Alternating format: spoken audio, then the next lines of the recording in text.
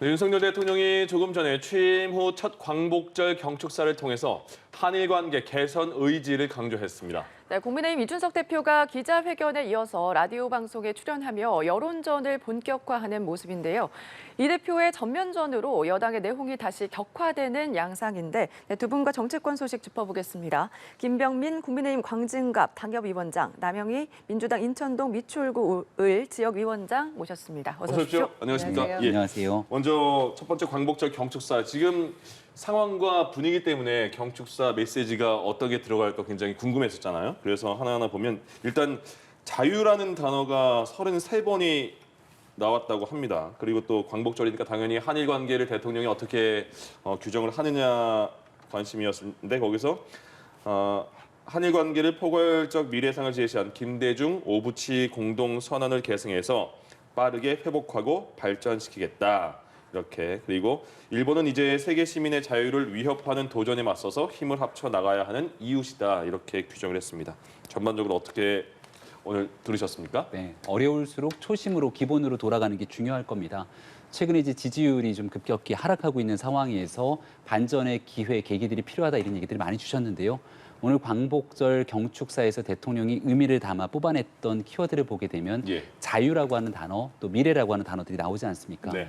대통령 취임식에서 가장 많이 나왔던 단어를 뽑자면 그 또한 자유일 것입니다. 광복절이기 때문에 특히나 과거의 일제로부터 우리 선조들이 빼앗겼던 자유, 또 북한의 침략으로부터 우리 자유가 몰살당할 뻔했던 지난 과거의 역사들을 다시 한번 반추하고 앞으로 나아가기 위한 현재 상황에서 대한민국이 추구해 나가야 될 가치가 무엇인지를 한번 되돌아보는 그 시기를 가졌고 지금 현재에 안주할 것이 아니라 미래를 내다보고 나아가야 되는 자유의 가치에 대해서 다시금 근본적인 정부의 역할이 무엇인지를 되짚었던 경축사가 아닌가 싶고요. 현재 있는 어려운 위기를 극복하기 위해서 왜 윤석열 정부가 탄생했는지 국민께 다시 한번 그 의미를 되새기는 그런 시간이 아니었을까 생각합니다. 네. 이어서 어떻게 평가하십니까? 네, 광복절 경축사가 취임사에 이어서 크게 달라진 점이 없었다라는 생각이 우선 들었고요. 네. 계속해서 대통령이 주장하고 계시는 그 자유 의지라는 것이 세계 시민의 자유까지 계속 언급하고 계십니다. 근데 저는 이것이 우리 국민들이 지금 원하는 자유와 어떤 합일점이 찾을 수 있는지에 대한 문제점을 좀 지적하고 싶고요. 그것에 대한 알맹이를 들을 수 없었다라는 것이 취임사에 이어서 이번 광복절 경축사에서도 마찬가지로 드러났다라는 게 저는 좀 아쉬웠습니다. 그리고 지금 한일 관계 복원을 말씀하시는데요. 김대중 오부치 선언에 저희 시작을 해야 된다 이런 말씀을 하십니다. 근데 이 선언을 어떻게 해석하시고 계신지 다시 되묻고 싶은데요. 최근에 윤석열 정부가 들어와서 보여주고 있는 위안부나 징용 그 배상 관련해서 모든 문제들을 외교부도 그렇고 주일 대사도 그렇고 정부가 한일 관계 복원에 있어서 일본의 배상, 책임, 통렬한 반성을 전제로 하는 김대중 선언을 완전히 무시하는 처사를 보여주고 있습니다. 지금 어떻게 보면 외교라는 것은 자국 중심의 자국 이익이 우선돼야 되는데 지금 한일 관계 복원을 이야기하는 현 정부가 말씀하고 있고 표상하고 있는 그 한일 관계는 일본을 위한 것이 아닌가 이런 부분에 있어서 자국민인 피해를 봐도 되는 것처럼 느껴집니다. 그래서 굴욕 외교를 하고 있는 것이 아닌가 하는 생각이 들고 있는데 지금 김대중 오부치 공동선언을 계승하자 이런 말씀을 하시면서 한일 관계를 복원하겠다라는 것은 국민들에게 큰 울림이 없을 것 같습니다. 또 하나 이제 북한 비핵화 문제에 대한 해법을 제시하셨는데요. 이것이 담대한 계획이라고 말씀을 하셨습니다. 이전에 노무현 문재인 대통령이 그 광복사 축사로 경축사로 평화 번영의 남북 관계를 이야기하셨죠. 그때 제시한 많은 그 비전들과 오늘 북한 비핵화에 대한 그 비전은 굉장히 좀 차이가 있습니다. 이 비핵화에 대한 북한의 왜 핵을 가지고 있는지에 대한 그 확실한 진단을 하지 못하고 있는 것 같아요. 저는 가끔 윤석열 정부의 문제점을 80년대 인식에 머물러 있지 않는가 하는 그런 걱정을 하는데 지금 북한이 핵을 가질 수밖에 없는 상황인 것이 식량 부족 그런 문제 아니지 않습니까? 근데 인도주의적 차원으로 뭔가를 지원을 하겠다 이런 구상을 비핵화의 그 방법으로 제시하는 것이 저는 맞는 진단인지 되묻지 않을 수 없고요. 비핵화를 하고 있는 북한은 계속 북한이 핵을 유지하는 것은 체제 유지 아닙니까?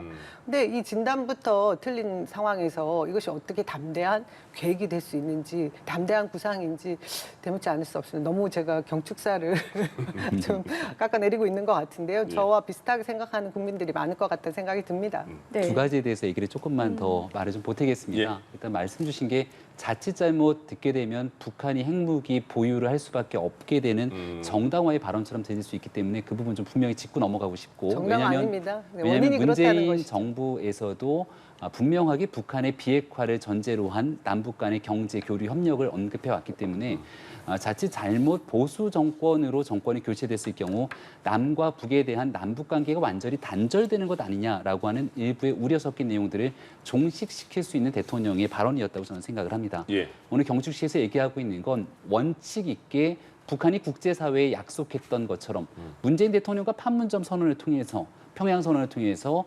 직접 전 세계에 북한의 비핵화를 약속했던 그 실질적 비핵화의 의지를 제대로 구현할 수 있다면 언제든지 경제 협력을 비롯해서 북한의 전력 문제에 이르기까지 할 수 있는 담대한 조치를 취하겠다는 것은 보수 정권으로 남북 간의 관계 개선에 관한 굳건한 의지의 표현이다 이런 말씀을 드리고요. 예. 한일 관계에 대한 얘기 DJ 오부치, 김대중 오부치 선언을 언급했던 중요한 이유 중에 하나는 지난 정권에서 있어왔던 반일 정서를 정치적으로 이용해왔던 아픈 역사들이 있습니다.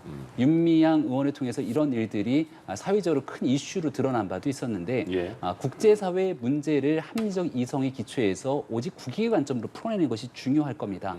죽창가를 언급하거나 하는 과거의 전례처럼 정치적으로 이 문제를 언급하고 이용할 것이 아니라 국가와 국민의 미래를 바라보면서 한일 관계 개선에 나서겠다는 뜻, 이 얘기를 거론한 것도 결과적으로 왜 윤석열 정부가 출범했는지에 대한 초심, 근본적인 원칙에서부터 다시금 시작하려고 하는 대통령의 의지가 아닐까 싶습니다. 그러면 하나 더 여쭤보자면 그 김대중 오부치 공동 선언을 계승하겠다. 그래서 일본과의 관계를 회복 발전시키겠다 했잖아요. 그러면 거기에 대해서 추가로 위안부에 대한 문제나 아니면 강제징용 배상 판결 문제 이런 거에 대한 언급은 추가로 나오진 않았거든요. 예. 이거는 어떻게 보시나요? 굉장히 좀 예민한 상황일 수 예. 있겠습니다만은 이미 김대중 오부치 선언을 통해서 과거사에 대한 역사 문제 정리를 비롯한 미래로 나아가기 위한 양국 간의 선언들이 있었습니다. 예. 그 뒤로 한일 관계가 굉장히 좋은 모습들이 비춰지고 있다가 다시금 또 일본 정부에 있는 일부 정치인의 망언을 비롯해서 관계가 뒤로 퇴보하는 모습들을 보여왔는데 근본적인 정신에서부터 다시 출발해야 되는 시점임을 분명히 선언하게 된 것이죠. 이 문제에 대한 기술적인 내용들을 바탕으로 하나둘씩 모든 것들을 대통령이 다 나서서 언급하게 되는 순간 민감한 외교적 문제를 풀어내는 데 한계가 있을 수도 있습니다. 예. 이제 중요한 건 박진 외교부 장관을 비롯해서 실질적인 권한을 갖고 있는 인사들이 이 문제를 미래지향적으로 풀어내기 위한 노력들이 필요한 것이고요. 일본에 대한 잘못된 문제들에 대해서는 단호하게 또 지적할 수 있는 일이겠습니다만 무조건적인 반일 감정들을 바탕으로 한일 관계가 복원되는 것을 오히려 회방이라도 하는 듯한 내용으로 정치권이 접근하는 것은 온당치 못하다는 말씀 다시 한번 드립니다. 예. 저는 아쉬운 점을 한 번 더 말씀드리고자 하면 국민 통합에 대한 메시지가 나올 것이라는 예상들을 많이 했습니다. 지금 대통령 지지율이 100일, 취임한 지 100일도 되기 전에 뭐 30% 이하로 떨어지는 이런 상황을 저희가 목도하면서 무엇보다 중요한 것은 국민 통합이지 않나 그런 생각들을 하고 있는데 대통령의 생각은 좀 달랐던 것 같습니다. 그 부분에 대한 뭐 경축사 부분에서 다뤄지지 않은 부분은 내일 다시 또 뭐 100일 취임사에서 아마 언급이 될지도 모르겠다고 생각을 하지만 저는 지금 무엇보다 중요한 것은 국민의힘과 윤석열 정부, 대통령실 모두가 함께 단합하고 통합하는 것부터 첫 번째 단계를 이루어낼 때 지금 얘기하는 그 구상들, 담대한 구상들도 뭔가 실천할 수 있는 것이 아닌가 하는 생각이 듭니다. 그래서 이런 부분에 대한 인식을 좀 제대로 해주시고 내일 취임 100일 기념 기자회견 내일 모레 거기에서 한다고 하네요. 내일 모레죠. 예, 그때 저는 조금 더 기대를 해볼 생각입니다. 예. 네, 대통령실 취임 100일 기자회견에 대해서도 관심이 모아지고 있는데 쇄신보다는 민생 회복에 방점이 찍힐 거다 그런 전망도 나오고 있는 상황입니다. 지금 당 내에서 내용이 불거지고 있는 만큼 대통령실의 일부 기능을 보강하는 것을 검토 중이다 이런 전망도 나오고 있는데 어떻게 보십니까? 네, 현재 거론되고 있는 내용들을 보면 핀셋형 교체가 좀 유력한 상황이 아닌가 이렇게 전망이 되는데요. 전체적인 전면 쇄신의 필요성이 있다 이렇게 주장하시는 분들도 있고 네. 하지만 전면 쇄신으로 모든 것들을 다 바꾸게 됐을 때는 어떤 것이 문제였는지에 대한 그 내용들이 정확하게 지적되면서 실질적인 기능 전환으로 이루어지는데 한계가 있다는 주장들도 같이 맞부딪히는 것 같습니다. 네. 정작 중요한 것은 취임 100일 동안 모든 걸 다 잘못했다 이렇게 볼 수는 없는 것일 겁니다. 국민들께서 지켜보시기에 작금의 경제 상황에서 전 세계적인 퍼펙트 스톰이 온다. 그러면서 고유가, 고물가, 고환율 등 경제 위기를 가장 큰 문제로 꼽았는데 현재 주유소에 가더라도 올랐던 기름값들이 일부 내려가기 시작하면서 안정 추세를 향해 가고 있고 또 마트라든지 이런 생활 물가 속에서도 우유값을 비롯한 일부 물가들이 여러 정부의 노력을 통해서 잡혀가는 모습들 또 이 금리에 관한 문제도 지금 전 세계적인 고금리 속에서 어쩔 수 없는 일이지만 예. 정부가 쓸 수 있는 여러 역할들이 충실히 진행되고 있는 측면들도 있습니다. 다만 국민들이 지켜보실 때 정무적인 판단으로 당과의 관계가 매끄럽지 못했고 대국민 메시지를 발신하는 과정에서도 여러 실수가 드러났고 또 인사 검증의 과정에서 박순애 교육부 장관에 대한 검증 문제 또 박순애 교육부 장관의 그 5세 정책 문제에서 혼선스러운 상황들이 보여졌기 때문에 예. 잘못된 부분들을 핀셋으로 다 바꿔내는 일들이 하나둘씩 교정될 때 오히려 혼란한 상황들을 좀 고칠 수 있을 것 같다는 생각이 드는데요. 아마 그런 일들을 중심으로 내일 모레 있게 되는 100일 기자회견 이후 예. 8월 말 9월 초 되는 이 상황 속에서 여러 기능 보강, 쇄신, 교체 등에 대한 일들이 순차적으로 이루어지지 않을까 싶습니다. 네. 오늘 대통령 경축사에 들어갔으면 좋겠습니다만은 못한 그런 아쉬운 그런 내용들은 마침 또 내일 모레 100일 기자회견이 있으니까 거기 안에 또 뭐 지지도라든가 국민에 대한 메시지 또 들어갈 것 같습니다. 이준석 대표 얘기를 해보겠습니다. 토요일 날 굉장히 1시간 정도 작심 발언이라는 표현으로 많이 보도가 나왔죠. 저도 쭉 들어봤는데 오늘 아침에 라디오 출연한다 이런 예고까지 어제 페이스북에 올렸거든요. 오늘 라디오에서 어떤 발언을 했는지 들어보고 다시 오겠습니다. 저한테 개인적으로 수모죠. 왜냐하면 이 하는 거를 다른 사람 있는 자리에서 하는 거거든요. 그 사람들이 그걸 듣고 나서 아 대통령이 이준석을 별로 안 좋아하는구나. 그러니까 쟤 때려도 되겠다면서 그 다음에 이제 소위 윤핵관과 윤핵관 호소인들이 절 때리기에 들어오는 약간 지령 비슷한 역할을 한 거거든요.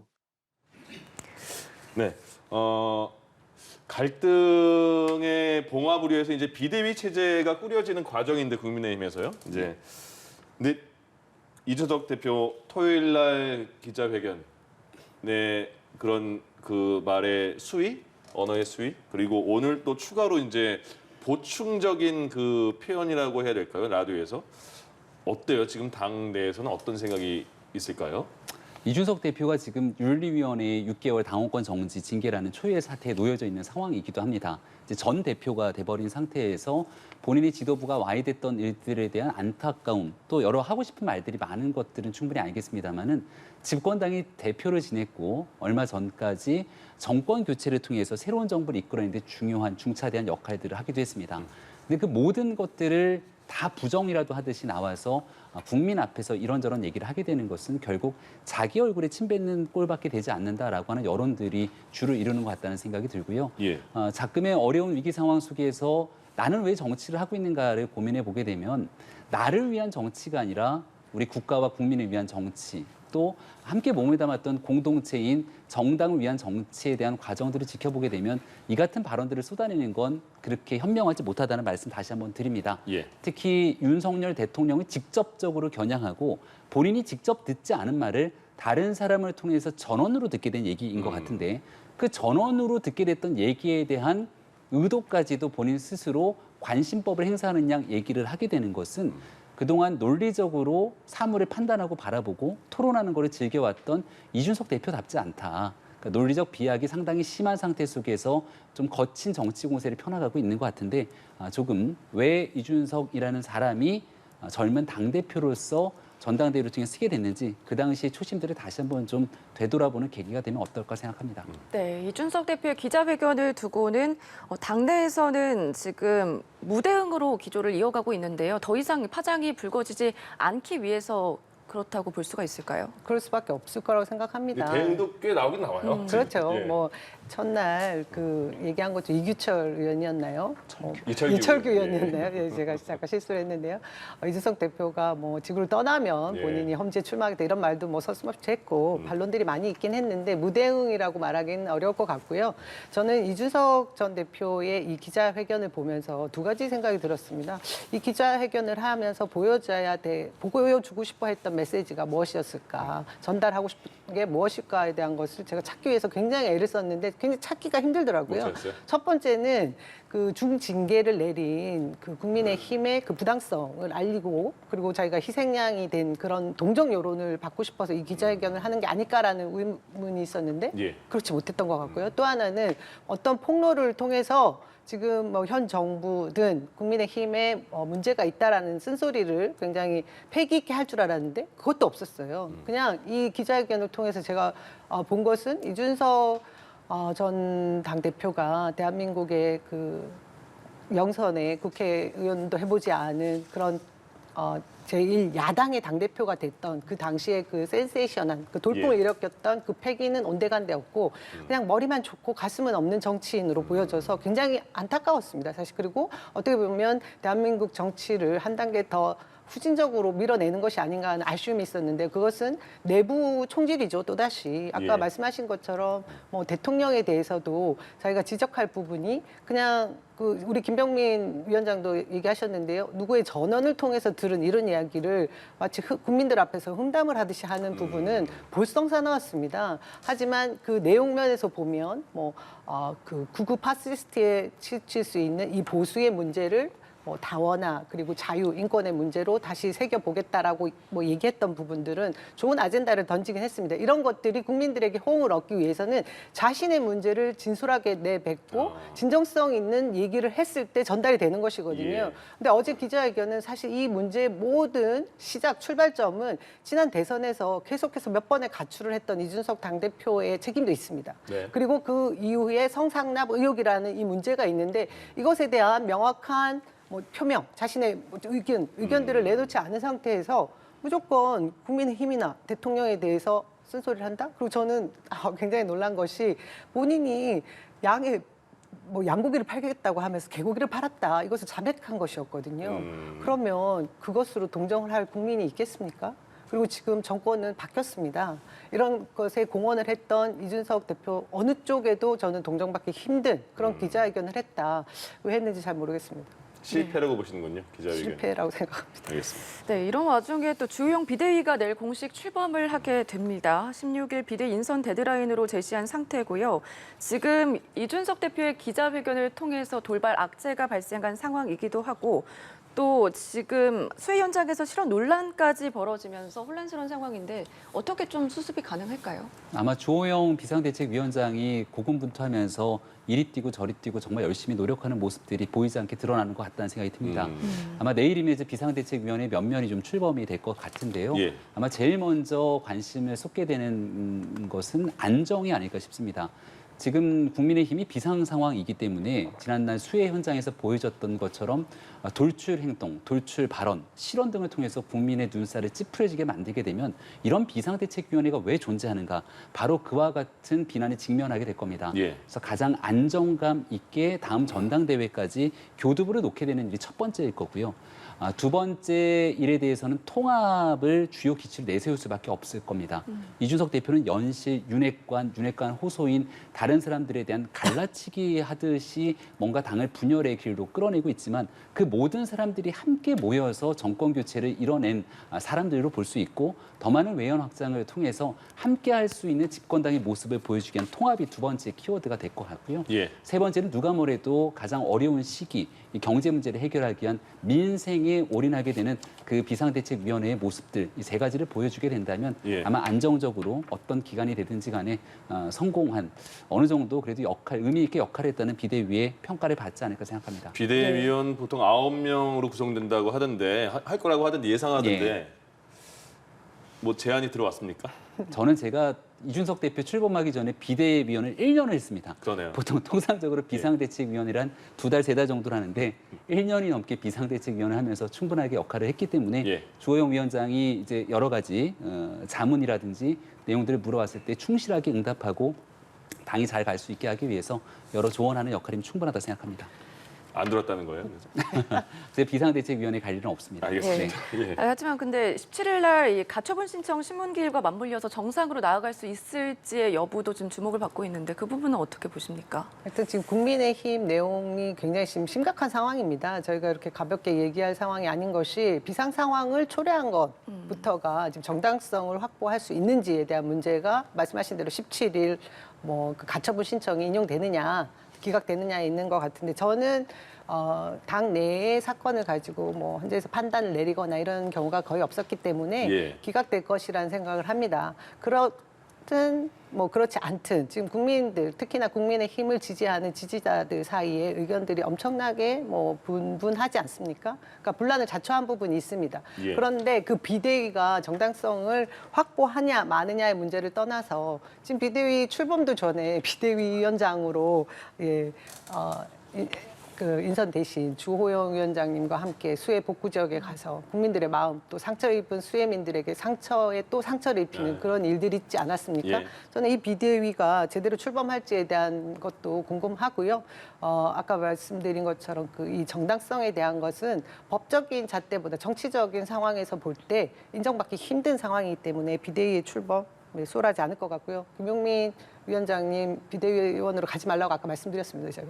그렇습니까? 알겠습니다. 이번 주가 굉장히 많은 메시지가 나오는 줄 수도 있습니다. 내일 국민의힘 비대위를 완료한다는 게 일단 목표고요. 그다음에 17일 날 윤 대통령 100일 기념사가 있을 것 같고 그때 지금 전해드린 이준석 대표의 그 가처분 신청 심리도 그때 있으니까 이번 주가 굉장히 다양한 이슈가 많은 그런 주가 되겠네요. 예. 네, 민주당 상황도 좀 짚어보겠습니다. 반환점을 지금 돌고 있는데 이재명 후보 독주를 계속해서 이어가고 있습니다. 1차 국민 여론조사도 압승으로 나왔어요. 어떻게 보십니까? 예, 어제가 이제 전당대회 시작하기 2주차였거든요. 처음으로 1차 국민 여론조사가 같이 취합되어서 합계가 발표되었는데요. 저도 당심과 민심이 계속해서 어떤 차이가 있을지에 대한 것이 궁금했던 차에 이 결과를 보면서 오히려 일반 국민도 지금 다른 대안이 없구나. 이재명이 민주당의 구심점이 되어서 민주당이 강한 야당으로 지금 어려운 이 전국을 돌파해 주기를 바라는구나라는 걸 느낄 수 있었습니다. 예. 1차 국민 여론조사 결과에서 79.6%라는 것이 아마 역대 압도적인 그런 수치라고 볼 수 있을 텐데요. 지금 당 내에서 이야기하는 모 후보가 어떻게 흥행이 저조하다 그런 얘기들도 하고 국민의힘 이슈나 지금 윤석열 정부의 많은 난맥상들로 인해서 민주당의 전당대회가 흥행이 되지 않고 이슈에서 자꾸 멀어져 간다라는 걱정들을 하시는데 그에 예. 반해서 투표율도 그다지 저조하지 않더라고요. 그래서 그런 것을 보면 국민들은 이미 알고 계신 것 같습니다. 언론에서 대서특필하지 않더라도 지금 민주당이 어떤 태세를 갖추고 다시 재정비해서 국민들의 삶에 도움이 되는 그런 정당이 돼야 되는지를 다 알고 계신 것 같습니다. 그러면 민주당 전당대회에 대해서 한 말씀 해주시고 마무리 짓겠습니다. 네, 계란을 한 바구니에 담지 말라는 투자의 격언들이 있지 않습니까? 네. 민주당은 조금 다른 방향으로 가는 것 같아서 지금 얘기가 나오고 있는 사법 리스크가 실제 현실화가 되게 된다면 한 바구니에 계란을 담았던 민주당이 어떤 방식으로 그 위기를 돌파하게 될지에 대한 고민들도 함께 따를 것 같습니다.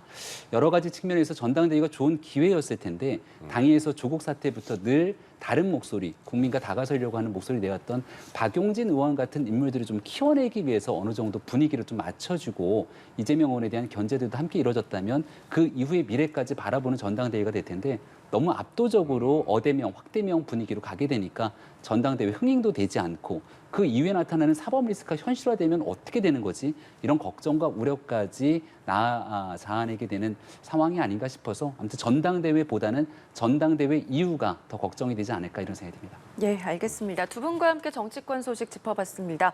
김병민 국민의힘 광진갑 당협위원장, 남영희 민주당 인천동 미추홀구 을 지역위원장과 함께했습니다. 고맙습니다. 고맙습니다. 예. 고맙습니다.